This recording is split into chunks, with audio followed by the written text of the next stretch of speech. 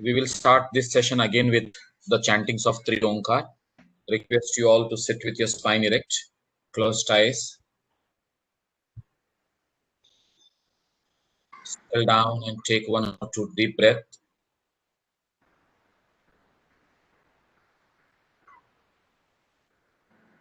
Inhale.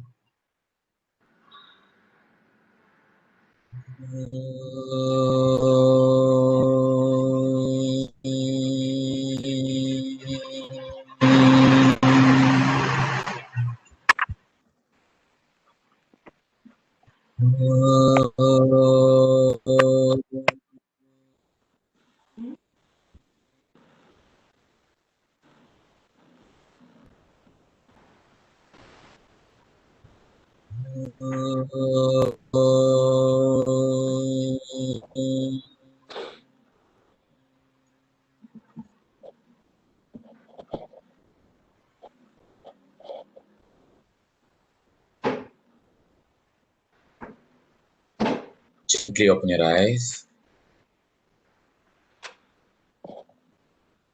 Thank you. Now we are going ahead. Last session. In the last session, we had done the two very important shlokas of this first chapter, that is shloka number 15 and 16, which is talking about the factors which will bring about downfall in the sadhana. And then there is another one which will uplift your sadhana, or you will be gaining excellence in the process of reaching yoga or becoming one with yoga. 15th one, Atyahara Prayashascha Prajalpo Nagarah. जी sorry to interrupt you. हाँ, एक तो आपकी picture नहीं दिख रही।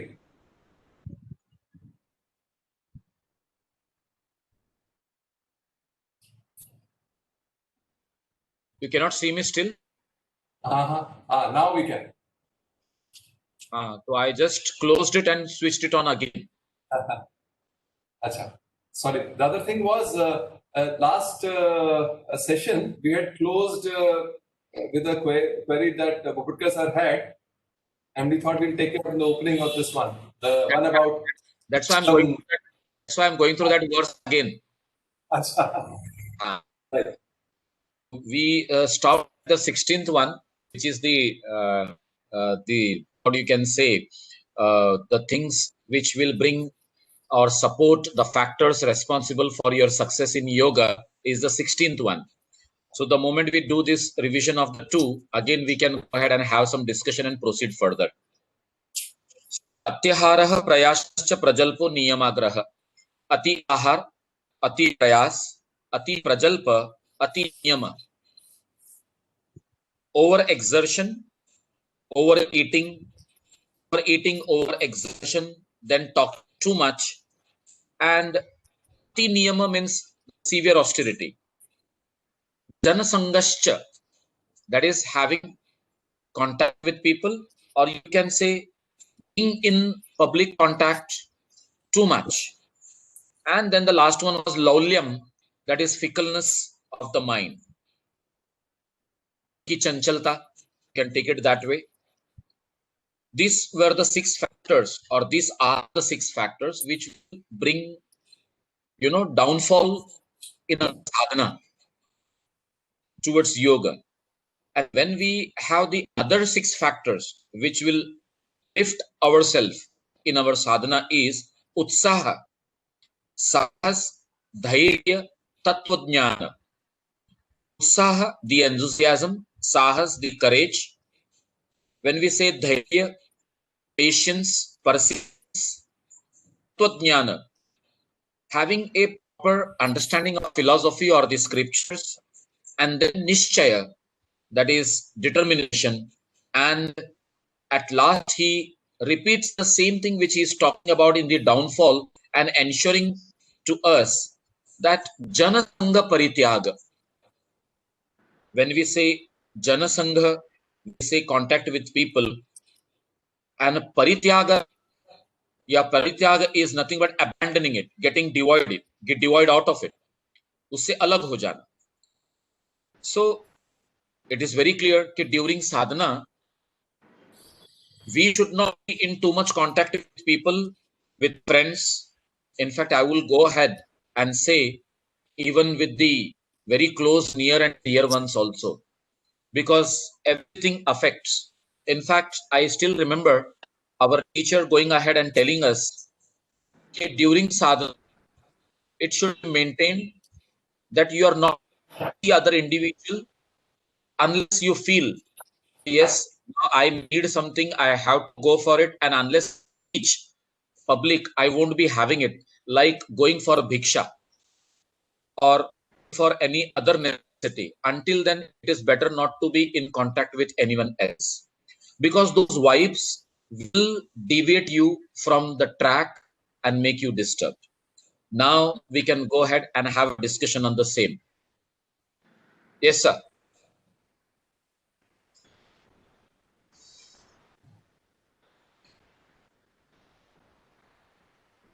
Ashutosh, sir.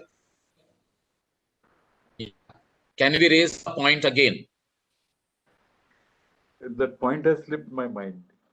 So it was about the yogis, the Bhakti yogis. We find using chilam and Right. Yeah. So they want to still their mind, and in the process they can dull their mind also. See, so how do we know the difference between the dull mind and the still mind? In fact, the to a certain extent, we should go to the understanding of the mind in full awareness and mind having knowledge but not in awareness. See, when we talk about avidya, many a times we say it is ignorance or it is lack of knowledge. But lack of knowledge should not be termed as avidya. In fact, it is lack of awareness. Now, every text, whether it is Patanjali Yoga Sutra, whether it is Bhagavad Gita, whether it is Hatha Pradipika or any other text related to yoga, they have it's very clear that the one vasana, that is kama vasana, will never let you go ahead, and it is the one which is always going to bring you with the slightest of understanding of the same, deviate from the thing that you are into. So in order to curb those understanding sensations and letting our mind to deviate or divert to that thing, the great sadhus, santa, yogis used to resort to such kind of artificial way of making this curbed or control these sensations. Should we go for this curbing of these sensations through the external methods, or we should be in sadhana? Of course, since they were exposed to many things around them, as I told you last time also, they were exposed to their sadhak, exposed to their disciples, they were exposed to visitors, and such kind of people used to come, they to bring along with them their vibes, their thought processes, and when they used to discuss, this should make their mind also, their body also, their existence there slightly disturbed. I won't say vulnerable, but they used to, as if they are slightly getting into something which they should not. I would emphasize on one example. Many a time it is said that question was asked great Buddha, and certain questions he used to remain silent. It was not that he was not knowing the answer for the same, but the reason behind the silence was to not to answer the question so that it goes on aggravating many more questions, and the person with his understanding is not going to grasp it. So it is better to be silenced. So when you silence there, you are not raising or you are not adding more conversation or addition of the talk. Here with the chilam or with that drug, as you are induced with it, you are keeping yourself to the limited thoughts and not going beyond it. It is not the person is not in awareness or not in knowledge process. They are there, but it is to the limited extent, only to the requirement of their sadhana, and for the rest it is not. But the right way is to avoid these herbs to intoxicate yourself and go ahead. In fact, if we go to Patanjali's Yoga Sutra, of the 4th chapter, the first sutra itself tells us Janma, Aushadhi, Mantra, Samadhija. So we Siddhayaha. So this Siddhis can be brought about with these 5 things. Right from birth, you will get it. Mantra, Tapaha, Aushadhi, as well as Samadhi. So when we talk about Aushadhi, there is something in that portion which will bring about that kind of energetic effect in you, wherein you will be experiencing those exalted power or the miracles that you can make or you can experience. So drugs does have the right kind of impact with your intention. What is your intention to bring about those changes? In that case, that Aushadhi was used. So here also, when we talk about the sadhus and sant, we should always bring into this concept. Maybe because of this, it is not for just to sedate, intoxicate, and have the enjoyment of the drug. But beyond the enjoyment, it is to keep you focused in what you were and continue in it, not get distracted and deviated to the other disturbances. To take it like that. How is it? How are you taking it, sir?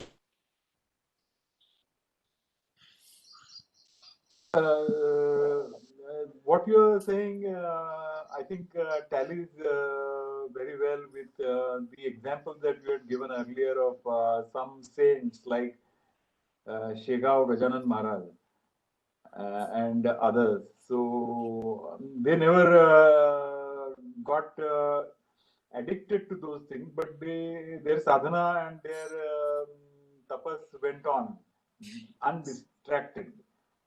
So in that sense, they didn't allow anything to distract them. Yes. Yeah. And in fact, I should tell you one more thing with this of this same example. Gajanan Maharaj, he used to be in his own sadhana. It was never found that he was with his chilam. But whenever he used to sit with his disciples, he used to have chilam in his hand. So this itself, we people who are belonging to the yogic culture should understand how these people were taking the support of this external mean in order to keep themselves stable there without letting themselves very much involved with the public. How it was to be understood. It is to be understood. Right. Yes. Now we are going ahead with the next sloka, the 17th one. Hasya prathama angatwadasanam purvam uchyate tad asanam sthairya arogyam cha angalagavam. Now it is very clear in Hatha Yoga, the prathama anga is asana. That is the practice of postures. When we say postures, it is the mind-body posture, where in that body is also involved. That's why sometimes we call it as a psychosomatic pose. Psycho, where where we are involved mentally, somatic, where we are involved physically. That means there is a coordination of mind and body in that posture. And he says, okay, asana is the first anga of this Hatha Yoga, and thereby practicing it, you will be blessed, you will be achieving, you will be having steadiness, health, and a feeling of lightness, sthairya, arogyam, angalagam. Sthairya, sthirata, steadiness, health, free from ailments and disease, and a feeling of lightness. When we say feeling of lightness, it is a feeling where the Panchabhuta is not holding on to you, with its gravitational pull to the materialistic things. In fact, we are more towards the spiritual aspects of our existence. That means, with respect to the three gunas, sattva, raja, tama, the regular practice of asana brings you out from the grosser state of tamasikta, brings you out from the very active stage of rajasikta into a very stable and steady state of satvikta. Now see how you are understanding lightness. When I say arogyam, and I said ki free from diseases, but let us not forget the definitions coming to us from various texts. If we see Ayurveda, samadosha, samadhascha, samadhatu, matakriyaha, prasanna atma manaha. First line, samadosha, doshas in balance, samagnischa, all the 13 agnis in balance, samadhatu, all the saptadhatus maintained properly with proper diet, mala kriyaha, all the actions as well as the elimination process from the body, it should be balanced. Now, just absence of this doesn't mean that you are healthy, and we know with the WHO definition also. But he goes on to say, Shrushruta, his Shrushruta Samhita, prasanna atma indriya manah, there should be that kind of connectivity and happiness existing between the atman, between the manah and the indriya. That means total control on the indriya and the mind, and the soul is very much connected to the self. That is health. That is health. The health we should not consider. जैसे हम स्वस्थ कहते हैं, तो स्व में स्थित होना, getting established swa, and that swa is nothing but self. So here, as you are understanding this, it becomes very important for all of us to know health, to know lightness, and at the same time to know the sthirata, the sthirium that we are acquiring from asana. And that is the reason 90% of the people who are into yoga, they say asana is yoga. Only the learned people who are into the theory of yoga and who are as yoga teachers, they understand, okay, fine, yoga is much more beyond asana, and asana is just 1% of the same. Maybe 99% we have to go and dwell in it. But general public, they understand asana to be yoga. And here we are seeing it in a different manner. As I told you last time, whether in this class, I don't know, but Guruji used to always say, practice yoga for the sake of yoga. Practice yoga for the sake of yoga, not for anything else. And today we are practicing yoga for everything else, but not for the sake of yoga. Correctly understand it. And here, Swatmaram Suriji is making it very clear to all of us, ki please understand this first step of Hatha Yoga in this Chaturanga Yoga of Asana, Kumbhaka, Mudra, and Nadanusandhan. As he goes ahead in the next shlokas, he explains. But here he makes this very clear. So going point-wise, one by one, every aspect of this, it will become easier for us to understand the later on verses very clearly. If you see the 8th one, he is making us clear that I am not telling you about the asanas which has been taught only in the Natha Pantha or the lineage of Natha yogis, but I am bringing about something from Yoga Vashishta or Vashishta Muni also.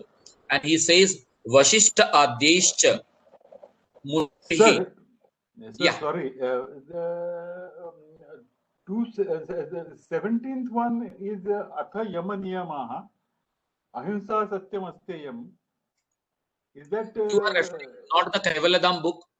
It is 16a and 16b, where the 10 yamas and 10 niyamas have been explained. Okay. So yeah, I have the soft copy because I have not yet received the hard copy. So these copy. yamas and niyamas are later addition to it, because some authors were of the understanding that when we are talking about Hatha Yoga being a preparatory for Raja Yoga, we need to understand this yamas and niyamas.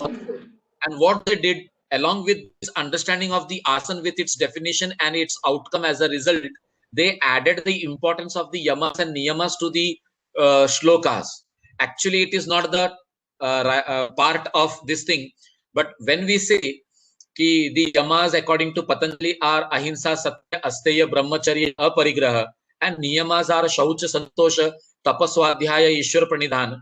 Here there is a difference. In fact, ahimsa is taken into niyamas and mitahar is been included in the yamas. So we need to understand that aspect also. In fact, this 10 yamas and 10 niyamas are coming or directly taken from the Upanishads. I think it is from the Yoga Upanishads. And in those Yoga Upanishads, we have the Amritnada Upanishad, which has this 10 yamas and niyamas. There is another Upanishad known as Tejo Bindu Upanishad, which also has the 10 yamas and niyamas. But Swatmaranji was of opinion that these yamas which are acting as self-restraints, niyamas which are acting or are to be practiced as self-observances, as a discipline. So moral discipline and what you can say discipline means one discipline is towards the society and another discipline is towards the self. So when we are talking both the aspects, here you have been given in detail where Ri, Mati, Dhairya and everything coming into these yamas and niyamas. Since that is not the part of the real Hatha Pratipika script, we are not going into that. But if you see, even Bihar School of Yoga, they have brought about this as 16A and 16B as the two additional shlokas of the same. But in the real scriptures, you won't find them there. That is why I did not connected with it and went directly ahead to the 17th one, which is Vashishta Adyaishcha Muirbihi, Matsendra Adyaishcha Yogi Bihi, Angikritani, Anya Asanani, Katyante, Kani Chinmaya.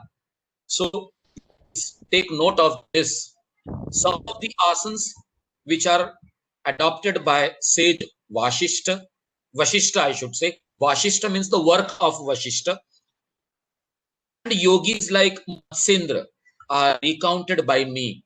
Recounted means here very clearly Swatmaramji is making us understand that I am not putting something of my own or adding of my own. I am bringing that knowledge to you all, which is coming traditionally to us. That is from Vashishta Muni as well as from Matsendra Yogi. When he takes these two names, it is very clear that there was lineage of Nathapanta as well as there was lineage of the sadhus, santa, or you can say munis as well as rishis. Now rishi munis were also practicing and yogis were also practicing. Now what is the difference here? In fact, we can add and understand that rishis and munis may not be munis. Rishis were married. They were having a proper worldly life, but not getting involved totally into materialism. They relate the difference between the materialistic world or worldliness or the Maya and the knowledge of the self that is going intrinsic and connecting between the two. Whereas the yogis, they were total sannyasis by all means, and they were practicing brahmacharya to the best of their abilities and observation, and they were into the sadhana of Hatha Yoga. So here he says, whether you are involved with the world or whether you are involved with the completely on the path of yoga, both the lineages I have taken and considered them and brought the knowledge of this asana in front of you and keeping it in front of you for reference so that you can practice. Now, friends, here we should take this initiative from Swatmaramji, how he has made it very clear that we should follow the tradition. What has happened in the contemporary or the modern world? No doubt we should do some changes and bring about a lot of understanding to yoga. But instead of changes and understanding, we have contaminated and diluted the essence of yoga. So it becomes very important that we have a kind of mass from the knowledge of yoga who have this clear understanding that yoga should be practiced as it is and should be adapted according to our lifestyle, but not compromising the tradition in it. And nowhere we see the kind of things, the deviations that is being followed in the world today. I don't want to get into that, but we all are knowing how power yoga, how aerial yoga, how aqua yoga, how acrobatic yoga has become a fad in today's scenario of yogic practices. And when we asked what kind of practice you do to keep yourself so healthy, they say, I do power yoga. I do aerial yoga. What is aerial yoga? To hang in a sari-like cloth and practice the manipulations on the body. God forbid. I sometimes feel as per our, this is my thinking, maybe I am wrong. Many a times I tell this like a joke to my students. I say, all those who are practicing aerial yoga now, with their karma, they will be born as a markata in the next janma. On the trees and enjoying that, jumping from one place to the other and trying to bring about that kind of flexibility. So if you don't want to be a markata, behave and be in the traditional approach of yoga, that is really going to help you to excel on the path. Maybe I am wrong here. Maybe we should give, encouragement to such kind of deviations and make understand that when the life is changing, everything is changing, then we should change. We also should change, but we should not dilute the principles. While practicing all these things, I see that 50% of the principles are diluted of yoga, and we are practicing something. So here it becomes very clear with Swamiji's understanding how he puts it in front of us to follow it in a proper manner. And there next he starts with the asana part. The first asana, he is explaining the technique. If we see, there are many asanas. In fact, after explaining the initial 11 asanas, Atmaram Suviji tells us that there are 84 lakhs or 84 asanas, out of which I am telling you the 4 important ones. And those 4 important ones are separated from this 11. That means those 4 and these 11 altogether, they become 15. But he is making it very clear that as per Lord Shiva, the number of asanas is as many, innumerable, you can say. He mentions the number 84, but at the same time he is having in his mind that there are many, but out of those many, these are the ones which are supposed to be practiced in a proper manner so that we lead ourselves ahead. And in that, the importance of the 4 important asanas is also mentioned. And as he goes ahead with the first 7 asanas, like the first one, Swastikasana, then Gomukasana, Virasana. After that, we are coming across Kurmasana, Kukutasana, Uttana Kurmasana, and Dhanurasana. These 7 asanas, he just mentions the technique, how to perform it. But as he goes ahead to 8, 9, 10, and 11, he is mentioning about the benefit and how those asanas are going to bring about the change in your physical abilities and take you towards success in yoga. How the other things will be managed, how they will be taken care of, and how you will be excelling in yoga.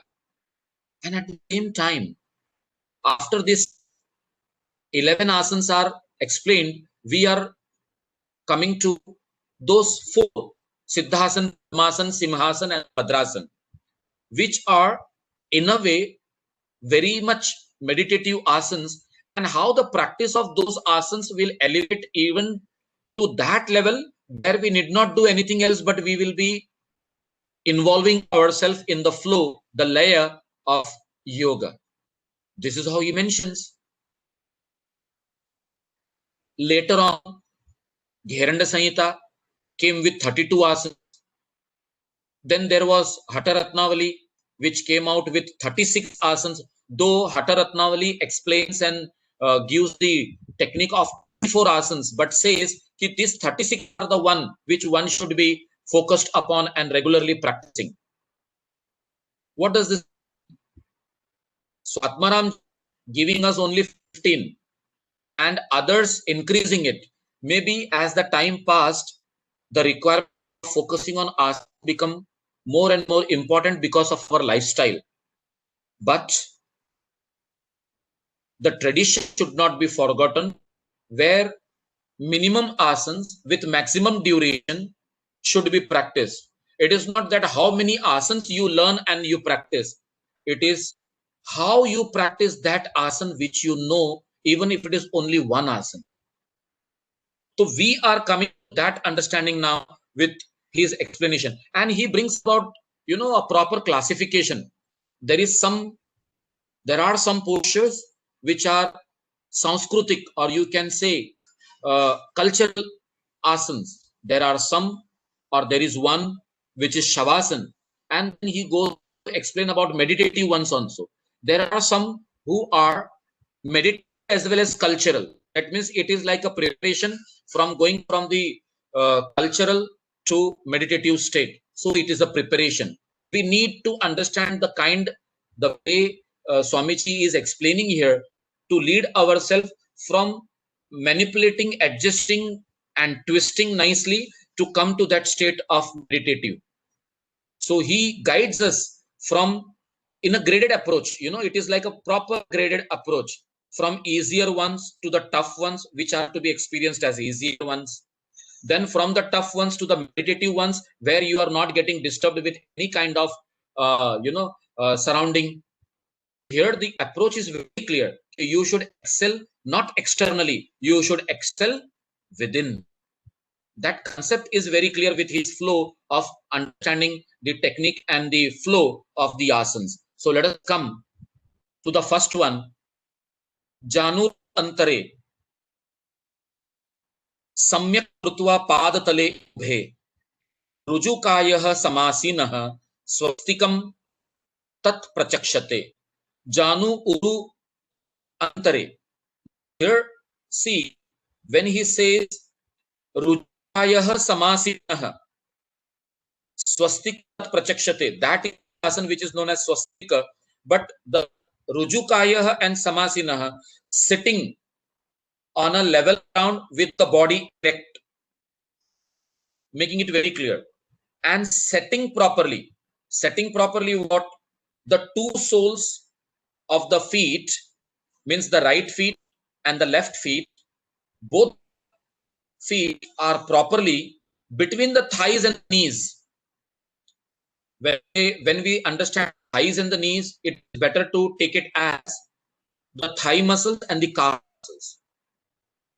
As you fold the right leg, bring it close to the left thigh like this. Then you fold the left leg.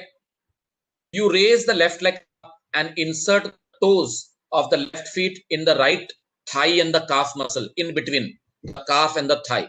There it goes ahead locked. Then you take attention to the left leg, where you had earlier set the right feet with its sole touching the thigh. You insert your hand through the left leg, hold it and pull it up. That means the big toe of the right feet is coming up through the left leg, and the toes of the left feet is inserted in the right leg. So this is, you know, somewhere it gives us that symbol of swastika. You all are aware about the swastika symbol, that Nazi-like. I won't say it is a Nazi symbol. It is very wrong to say that. But at the same time, you know that cross that we draw as an auspicious sign for swastika. So here the same kind of position is taking place with the legs. And it is very clear that sitting in that manner, your back should be erect on the level ground. As you make yourself comfortable, you should go ahead and practice it regularly. Though it is not mentioned what will be the effect, somewhere there will be a very good stretch on your glutes, that is the muscles of your buttocks, around your knees, your calves. And as you lock the feet in the opposite legs, in between the calf and the thigh, we need to understand here that there will be a very good ankle stretch and the pulling of the toes. Now, what is happening? Manipulation. The circulation of the blood towards the leg is improved. At the same time, the stagnation somewhere here and there around the legs is displaced. So displaced, deoxygenated blood can rush back to the heart to get oxygenated. And when we understand the positioning of the legs as the improvement in the circulation after releasing it, that means the oxygenated blood is rushing to nook and corner to the whole body, or we should say especially to the legs. Understanding has to be brought about to the every local effect of every asana. Local effect means we need to understand every posture with local, associated, as well as the central effect. When he says Ruju Karyaha Samasinaha, he is making it as very clear that you better sit on a proper place where you are keeping your back erect. When you are understood that your back is erect, your mind, your brain, your nervous system, they are at peace. They are completely stable. They are not very active, or you should not say very active. At the same time, you can understand it in a way where they are peacefully understanding everything around with the awareness and then slowly going deep within. This is the principle of every asana. Posturing, going into the posture slowly, maintaining it, and at the same time coming out of it slowly. That should be that is the way it should be done. Otherwise, there are many other different types of flow where from one asana to the other asana, from other asana to the third asana, and many people say even Surya Namaskar is also a kind of asana. In fact, Surya Namaskar is an exercise. It is not at all a yogic practice. None of the yoga talks about Surya Namaskar as one of the practice. This has been given to us by our senior teachers, making us understand that you can take Surya Namaskar as a preparation for asana, but Surya Namaskar is not a yogic practice or an asana. With clear understanding between what is happening and what we and how we should be connecting our Hatha Pratipika to the same, we are going ahead. So the next one, he is talking about Gomukha Asana. I forgot to mention there. I connected you to the local effect. The associated effect is the moment you're locking the legs, automatically you will find that the state of your spine and shoulder is automatically getting managed. Though it is told that you may keep it erect, but many times, because of the proper positioning of the legs, you will get that proper base to keep your spine erect. That is why these sitting asanas are of lot of importance, this meditative state, so that the functioning of the breathing is proper, the movement of the diaphragm is proper, the positioning of the rib cage is proper, and it is allowing you to do justice to the practice. So keeping of the back erect as a principle, it is a very important thing to happen. But at the same time, the techniques of the sitting postures or meditative postures itself will allow you to come into that state and make yourself stable. Go ahead with the next one. Gomukha Asana. Savye Dakshina Gulvam tu Prishta Pashve Niyet. Dakshine api tha Savyam Gomukham Gom Akruti or Akruti. Akruti shape. Gomukha, face of the cow. Savye Dakshina, the left, the right. Gulfam, the ankles, should be taken beside our hips. Prushta Parshve Niyojayet, take the left ankle towards the right hip, take the right ankle towards the left hip. What will happen? The knee, one above the other, will look like the mouth of the cow or the face of the cow. When we have done this, he doesn't use anything else. What is the benefit? What are the other things? But now he is taking it for granted. Okay, if a person who is coming to Pratipika to learn what are the asanas and how to do it, he will understand, as I have told earlier, that you have to keep your spine erect and you have to be on the level platform. So we have to connect it with the previous one and go ahead and just do the technique of the same. Many a times in the modern way, when we do Gomukha Asana, if your right knee is above the left knee, the right hand goes up behind and is locked with the left hand from the back. That is an action by our senior teachers. If the right knee is up and you are taking the right elbow up, that left hip is down and the right hand is up. So that paraspinal stretch is taking place. The right side of your back with the nervous system is like being pulled up and the left side is being pulled down. This is the kind of change which is taking place at our spinal column, at our nervous region, at the root of the nerves. And now you do the same thing in an opposite manner. What you do now, you keep the right leg down and the left knee above right knee, and the similar way you take your left hand up. So when the right leg is down, right knee is down, the right hip is under the consideration of pulling down, and the left hand goes up, again that paraspinal stretch.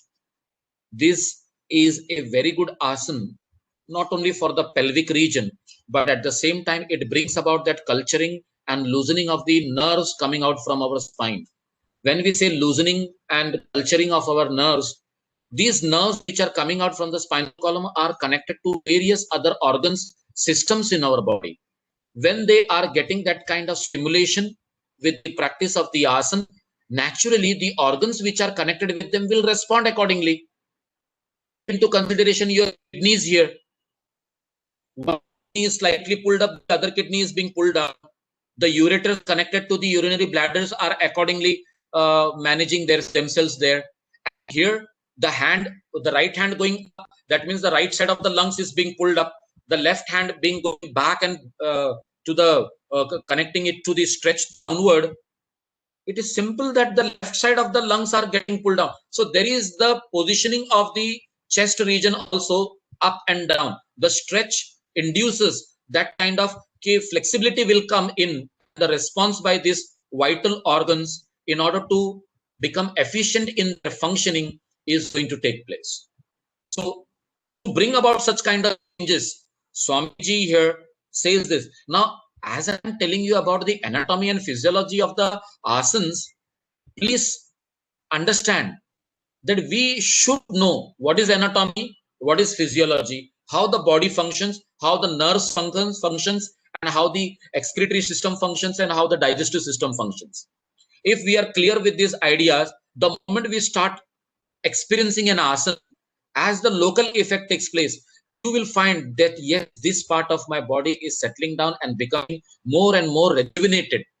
And at the same time, when every part and system of our body in that rejuvenation is functioning in an efficient manner, homeostasis will take place. If homeostasis is taking place, then the load on the brain settles down. If load on the brain settles down, it is free to focus, concentrate, and go into the state of meditation and samadhi.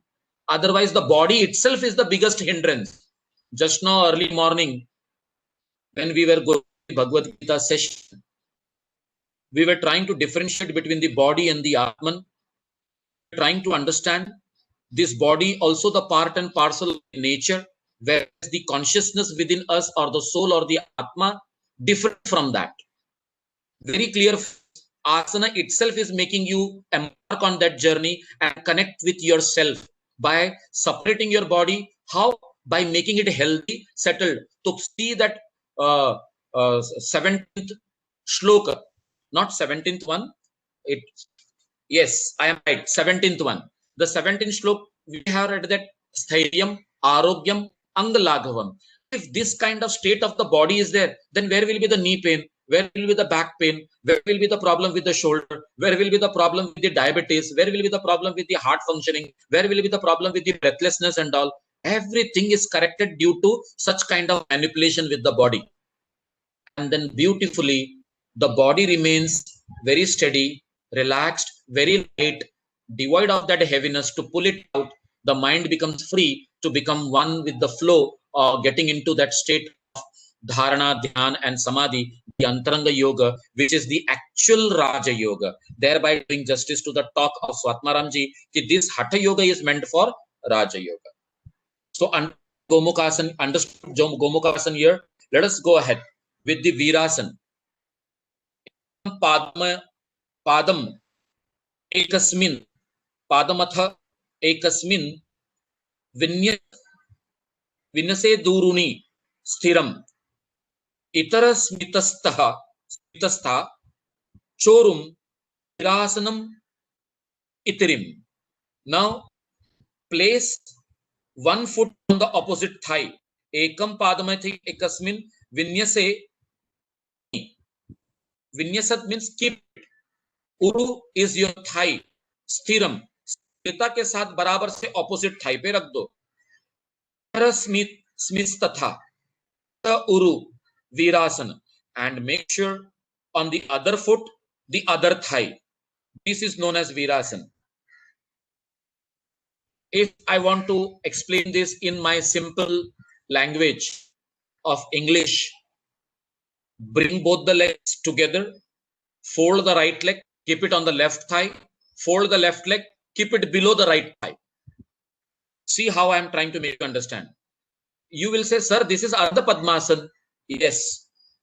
Though it may not be Ardha Padmasana, but it is very similar to that of Ardha Padmasana, where Swamiji, Swatmaramji has made it very clear. Okay, this is how you have to place it, and this posture is known as Virasana.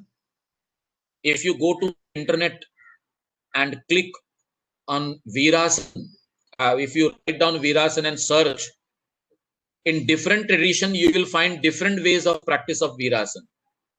But Swatmaramji is making it very simple and telling us that by doing this practice, a feeling of courageousness can instill in us, and we will be motivated to do the other practices better, more and more, and excel.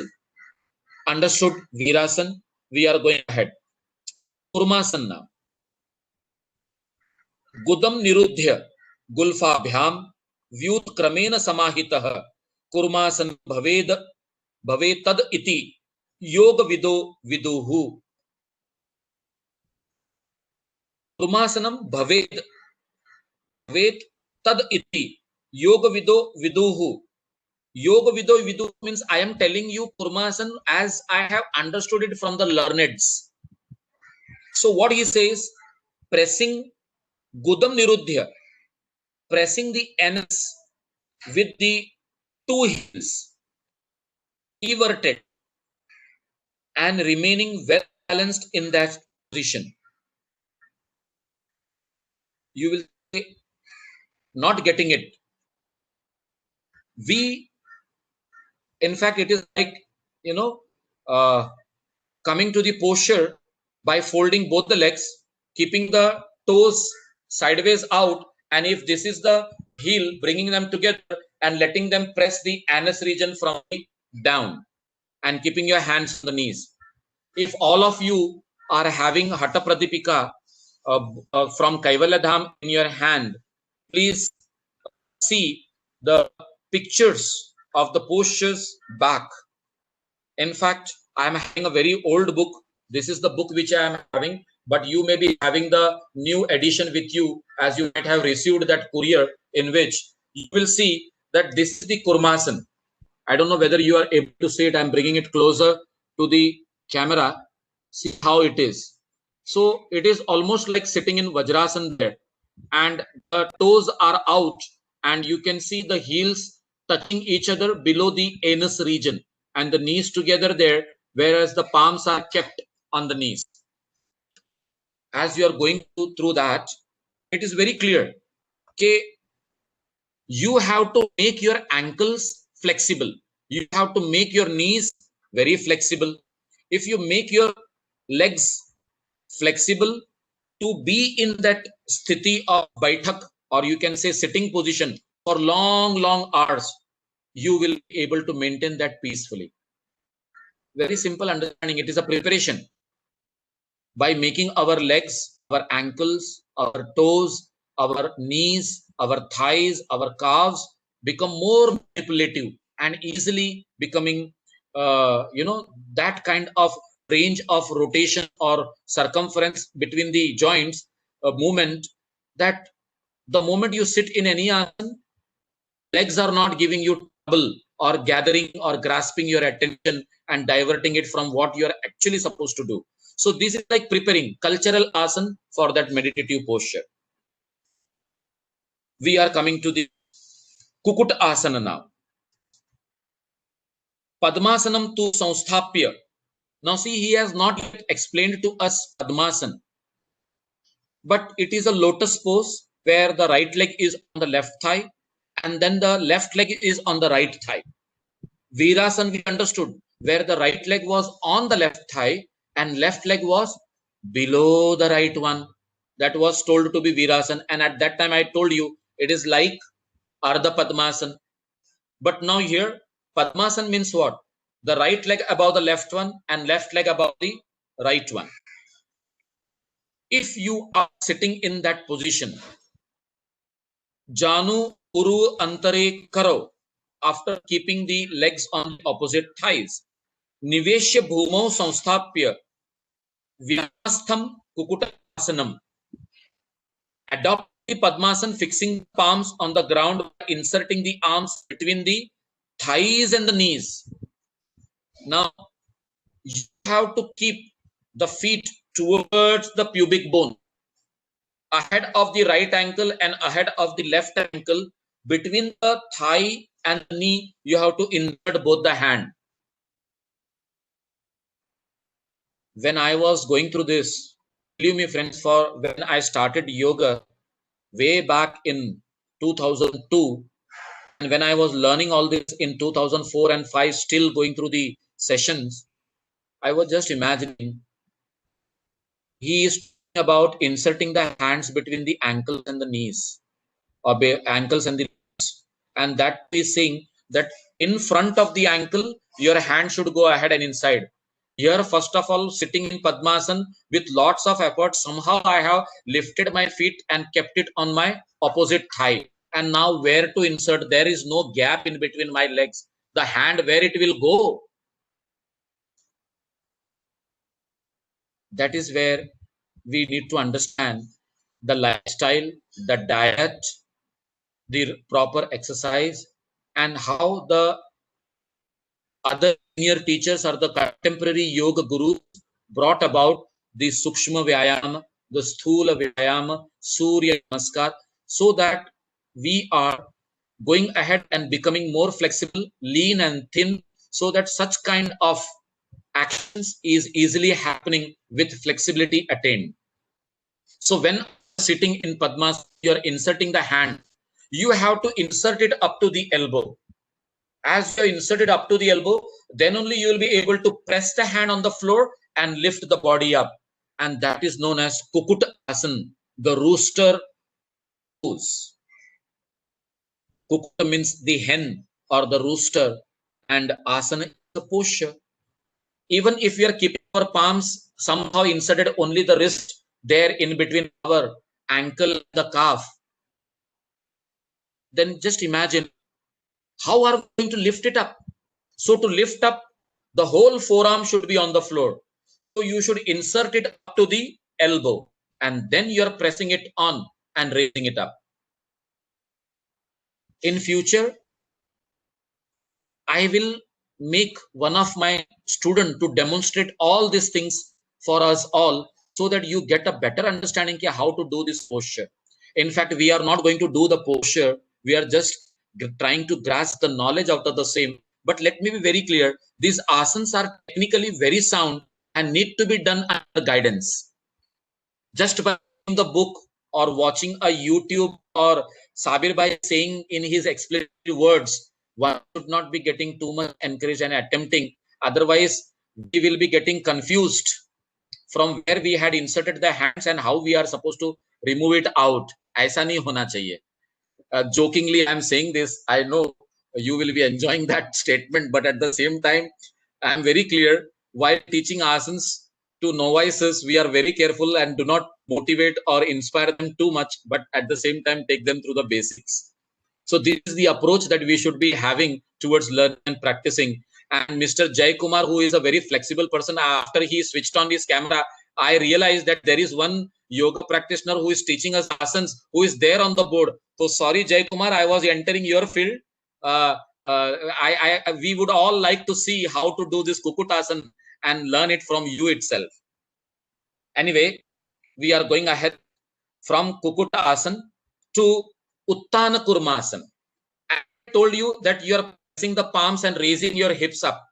So here Swamiji is clearly saying that first come into Kukutasana. As your forearms are down below your crossed legs, locked legs of Padmasana, and as the hands are down, make it sure that the hands are coming out and going to your neck like this, and that becomes Uttana Kurmasana. अभी मैंने तो मेरा हाथ एकदम खोल के बड़े आसानी से कितने अच्छे से रखा हूं. You can say, वाह साबिर भाई बहुत अच्छे से किया. Where are my legs? These are supposed to be inserted through the legs and then brought over here, and the legs are down. I cannot do it. In fact, we need to do that regular practice to bring up that kind of flexibility and let it happen. So that what is Uttana Kurmasana. Let us read the words. Kukuta Asana Bandhasto Dorbhyam Sambadhya Bandharam Shete Mavad Uttana Etad Uttana Kurmakam. Adopting the Kukutasana lock and winding the arms around the neck, lying supine like a tortoise. This is Uttana Kurmasana. See, he makes it very clear that lying supine. But if you see some other schools, they show you being seated and the knees coming closer to the chest and the hand.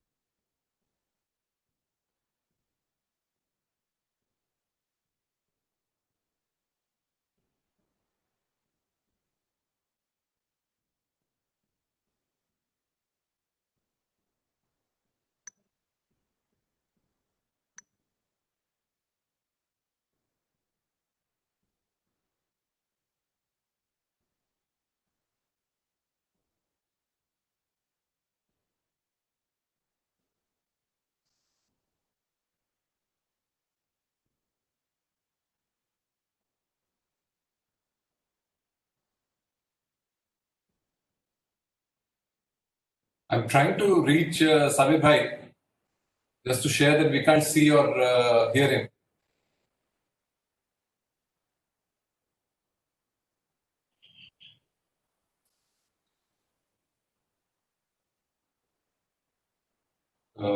ये जरा number मिला.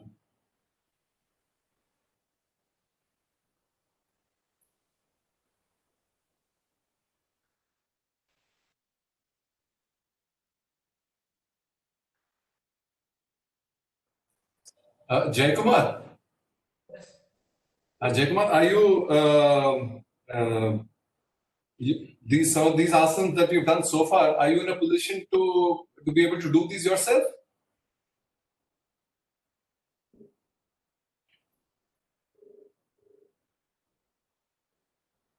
You're on mute.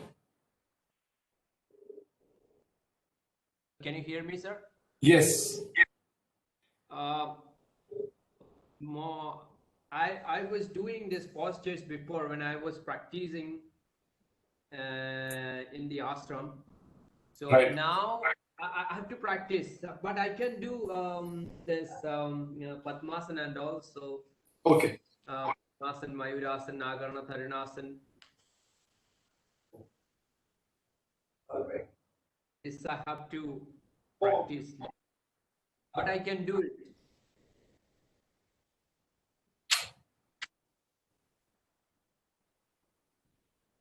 Okay, sorry. He's saying his battery has drained.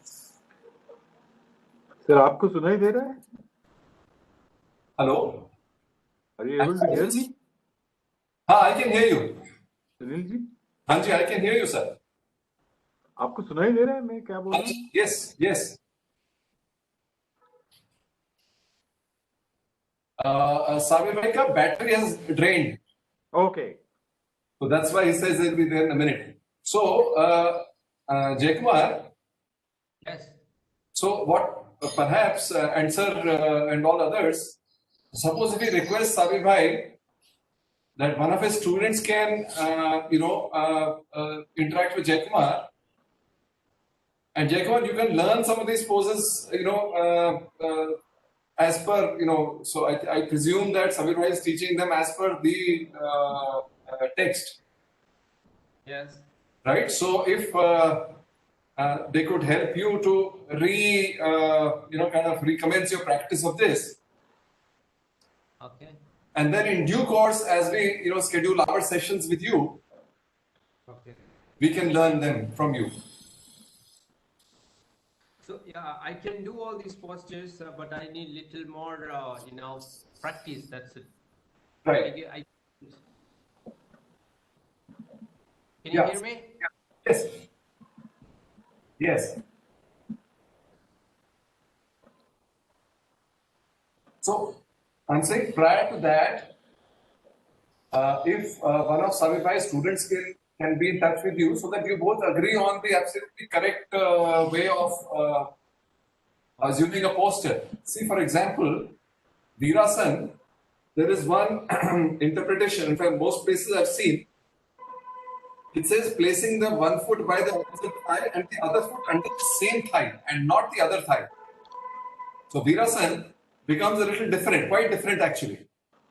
Yes. So we have to, kind of agree on what is the correct, kind of posture, and then we learn it from you. Okay. I'll just check with Sabir bhai also. I think he's just coming on. Okay, others, what do you think? Would that be a sound way to go forward? So this Kurmasan, how we did, the right heel underneath your left buttocks and your left heel underneath your right buttocks. That's how we did. And Right. Your eyes, your hands on your knees. Right. When I practice, I don't know. That's what they told me. Gudam nirutyad gulfapyam with kramena samahida kurmasanam bhavedeva iti yoga vido. So it's saying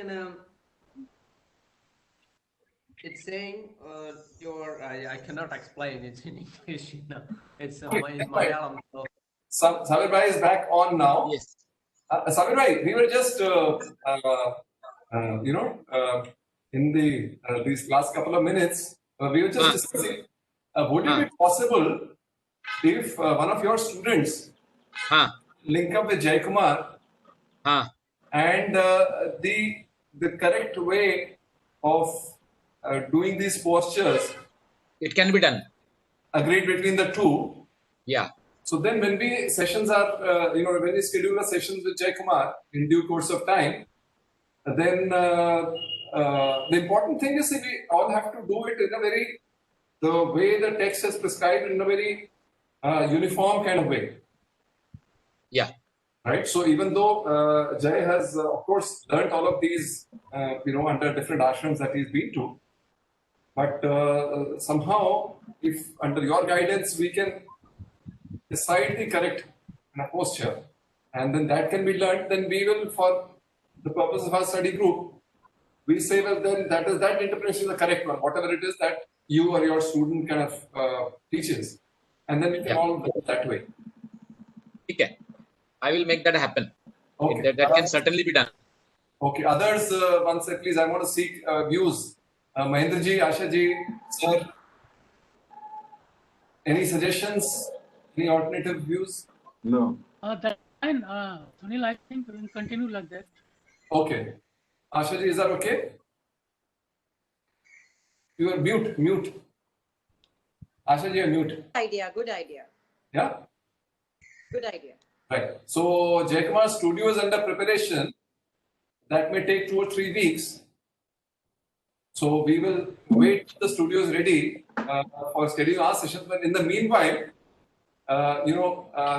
he can always link up with Sabir Bhai's student and agree on those. Right. So that way.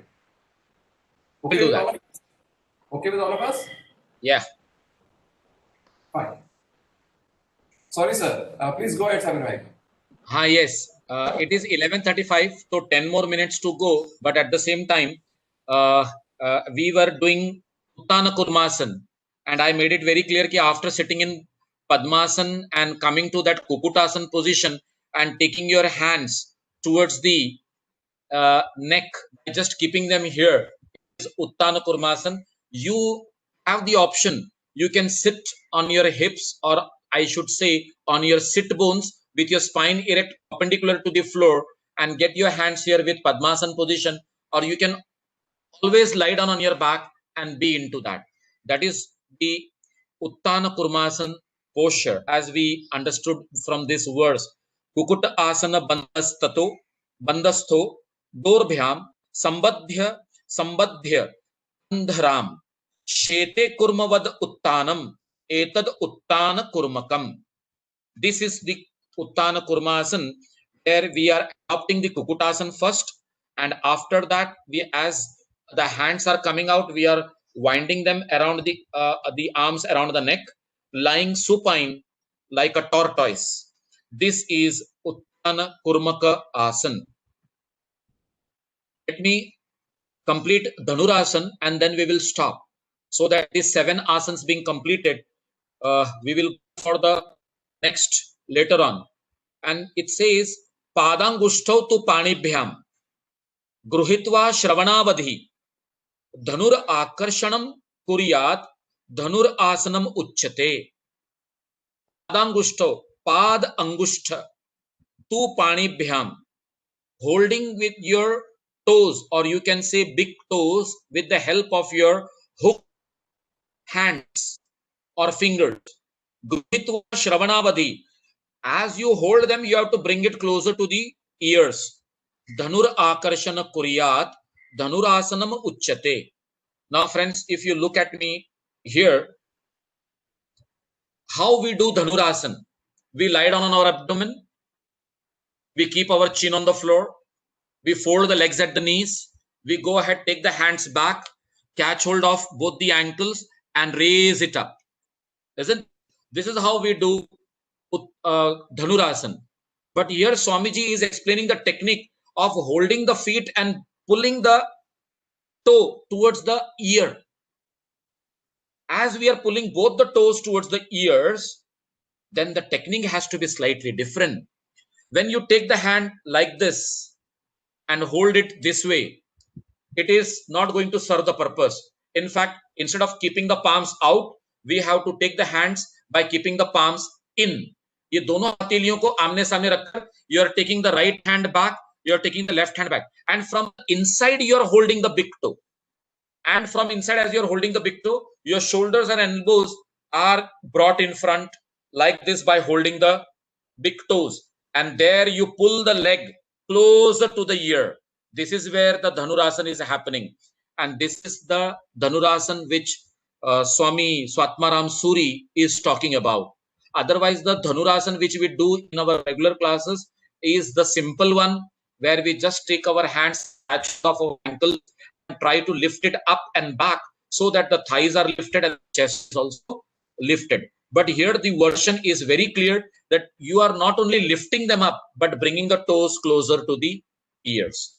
So he says, this is how you need to practice holding the 2 toes with the 2 hands, pulling them from the back side up to the corresponding ears, and thus assume the shape of the stretched bow. This is called Dhanurasan. And with this explanation about Dhanurasan, I will stop. Dhanur means bow, and you are making almost the shape of bow right from your elbows to the knee.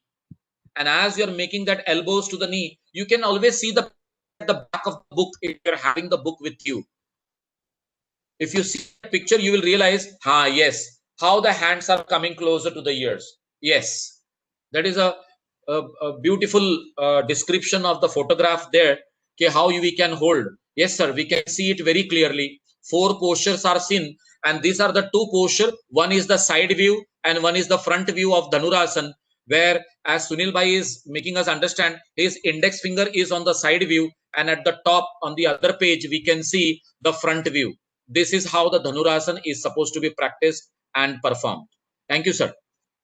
So, having seen this, let us go ahead and have our discussion, because at 11:45 we will be stopping there, and I don't want to stop it in an abrupt note, because the next 4 postures, Matsyendrasana, Paschimottanasana, Mayurasana, as well as Shavasana, will be a treat to listen and understand the postures. Yes, because it is so interesting, and I would really like to make out the anatomy and physiology of the same and make you understand why people say that Matsyendrasana should be practiced by diabetics, why and how Paschimottanasana can reduce the circumference of the waist, as it is said in this book itself, how the Shranti Harak Vishranti Karakram is taking place in Shavasana. Unless we go to the background of the changes taking place in the body, it will be difficult for us to understand the subject, and we will merely see them as exercise. But they are not exercise, they are much beyond the exercises, and they are a proper posture, an akruti, which brings about the changes in mind and body and leading you towards meditation. So here I stop. Any questions, any discussion, please go ahead. Samir bhai, on Virasana, so in both in the way, Ashaji, please correct me if I'm wrong, the way in which we were taught Virasana at the Yoga Institute, and also what I saw in the Bihar School of Yoga version, the emphasis is on place one foot on the opposite thigh and the other foot on the same thigh. Right? So then it becomes a very different posture as compared to this one. So is this a difference of interpretation, or how does this come about? Unmute yourself, ma'am. Sunilji, we were not taught Virasana at the Yoga Institute. No, inside. The ladies were not taught. Maybe the men were taught. Oh, okay. I don't remember learning it at all. Yeah. Is there a man-woman angle in this, Sabir bhai? Nothing. Achha. In any case, in Cyclo 1, Virasana is given. Yes, Cyclo 1 Virasanas are given, but they are given for in the meditative postures. They are just given. Many are given, but many are not practiced at the Yoga Institute.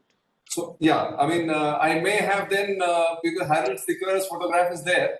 Yes. I don't know if I may have ever practiced with him, or maybe I've only seen the photograph. I don't recollect. It's been not.